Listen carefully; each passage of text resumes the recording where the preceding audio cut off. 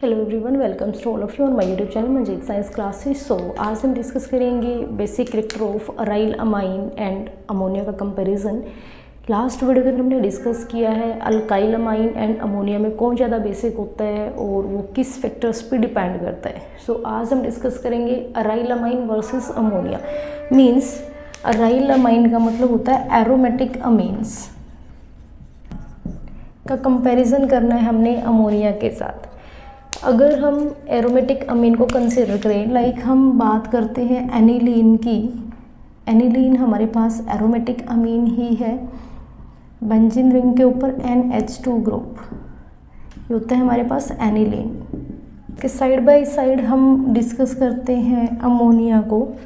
Ammonia का formula होता है हमारे पास NH3।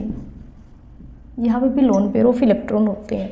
सो बेसिकली होता क्या है, जो लास्ट वीडियो के अंदर हमने डिस्कस किया है कि जो बेसिक करैक्टर है या फिर जो बेसिक स्ट्रेंथ है वो डायरेक्टली प्रोपोर्शनल होता है प्लस आई इफेक्ट के।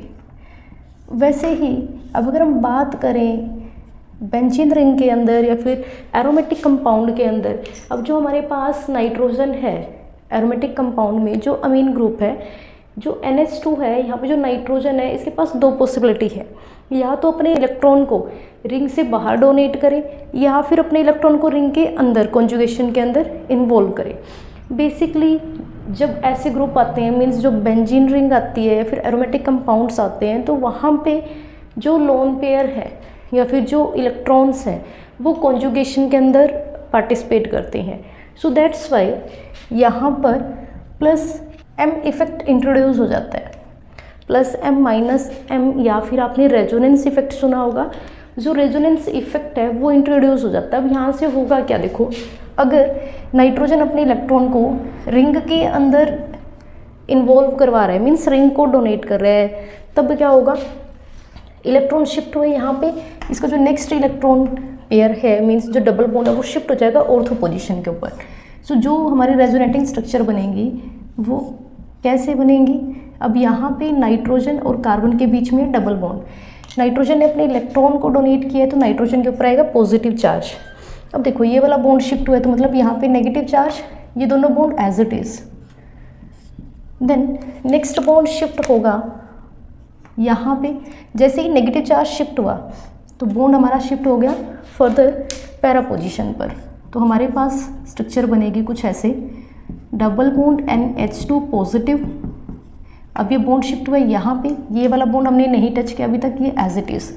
नेगेटिव चार्ज कहाँ शिफ्ट हो गया, पैरा पोजिशन पर। फर्दर नेगेटिव चार्ज शिफ्ट हुआ आगे और ये बॉन्ड शिफ्ट हो गया हमारा नेक्स्ट अगेन ऑर्थो पोजिशन पर।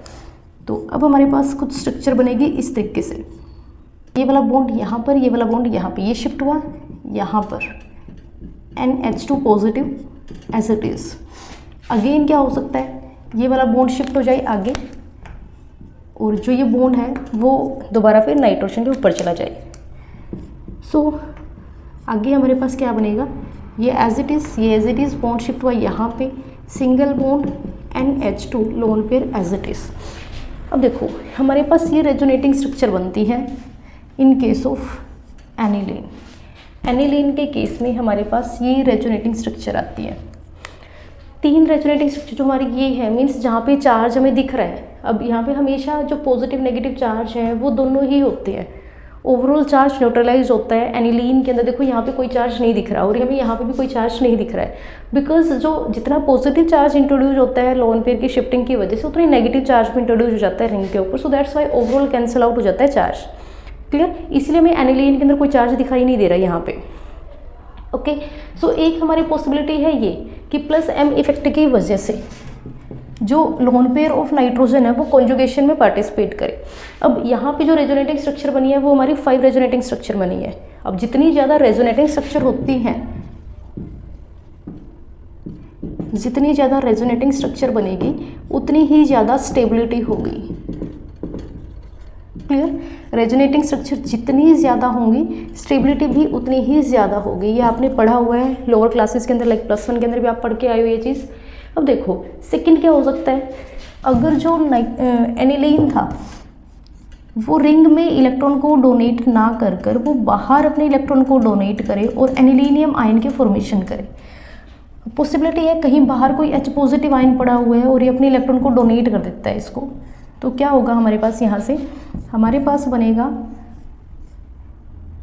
NH3 पॉजिटिव, बेंजीन रिंग के ऊपर पॉजिटिव चार्ज लग गया, एनिलीनियम आयन, एनिलीनियम आयन की फॉर्मेशन होगी। अब हमारे पास ये स्ट्रक्चर से ये स्ट्रक्चर पॉसिबल है, इसके अलावा कोई और स्ट्रक्चर पॉसिबल नहीं है। रेजोनेटिंग स्ट्रक्चर कितनी बनी, ओनली 2, यहाँ पे रेजोनेटिंग स्ट्रक्चर 5 है। सो रेजोनेटिंग स्ट्रक्चर किस में ज़्यादा बनी है, एनिलीन ने जब इलेक्ट्रॉन को डोनेट किया, फिर इलेक्ट्रॉन को लोन पेयर को यूज़ किया है कॉन्जुगेशन के अंदर, मीन्स जब ऐसा होगा तब जो बेसिक करैक्टर है वो ज़्यादा होगा, बिकॉज रेजोनेटिंग स्ट्रक्चर जितनी ज़्यादा होगी स्टेबिलिटी उतनी ज़्यादा होगी, और जितनी ज़्यादा स्टेबिलिटी होगी बेसिक करैक्टर भी उतना ज़्यादा होगा, या फिर बेसिक स्ट्रेंथ भी उतनी ही ज़्यादा होगी। हमने कल भी डिस्कस किया था, स्टेबिलिटी के डायरेक्टली प्रोपोर्शनल होता है बेसिक स्ट्रेंथ। एनिलीनियम आयन की जो बेसिक स्ट्रेंथ है वो कम होगी, क्योंकि इसके अंदर जो नंबर ऑफ रेजोनेटिंग स्ट्रक्चर है वो कम बनी है। क्लियर। सो यहाँ से हमें पता लग गया कि जो एरोमेटिक अमीन है वो बेसिक नेचर के होते हैं। क्यों होते हैं, प्लस एम इफेक्ट की वजह से। बट हम कंपैरिजन कर रहे थे अमोनिया के साथ। अब अमोनिया के अंदर देखो क्या होगा, अब अमोनिया जब H पॉजिटिव आयन को एक्सेप्ट करेगा, मीन्स प्रोटोनेशन करेगा, तो यहाँ पे क्या बनेगा, NH4 पॉजिटिव अमोनियम आयन की फॉर्मेशन हो गई। ये हमारे पास क्या था, ये अमोनिया है, और जब अमोनिया ने H पॉजिटिव आयन को एक्सेप्ट किया, या फिर हम बोलें कि अपने लोन पेयर को डोनेट किया, तो इसने क्या बना लिया, अमोनियम आयन, अमोनियम आयन की फॉर्मेशन हुई। अब इलेक्ट्रॉन को बाहर डोनेट करना, किसी को डोनेट करना लोन पेयर ऑफ इलेक्ट्रॉन का, वही तो हमारा लेविस बेस था।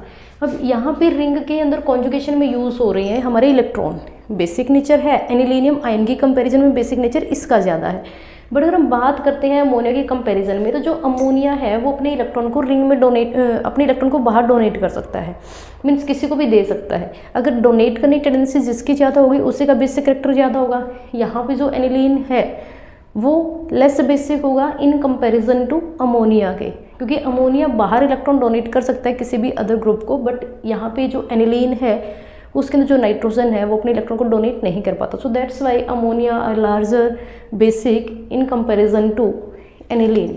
सो अगर हम कंपैरिजन करते हैं एलिफेटिक अमीन का, अमोनिया का और एरोमेटिक अमीन का,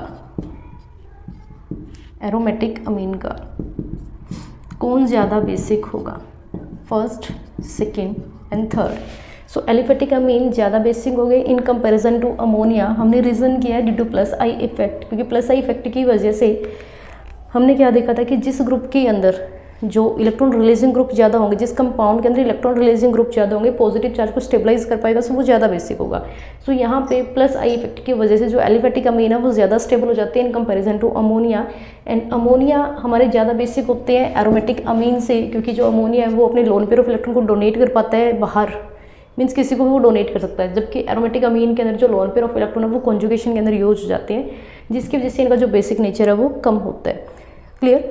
अगर हम बात करते हैं एनिलीन रिंग के साथ, मीन्स बेंजीन रिंग के साथ NH2 ग्रुप के साथ साथ अगर कोई और ग्रुप जुड़ा हुआ है, लाइक यहाँ पे OCH3 जुड़ा हुआ है,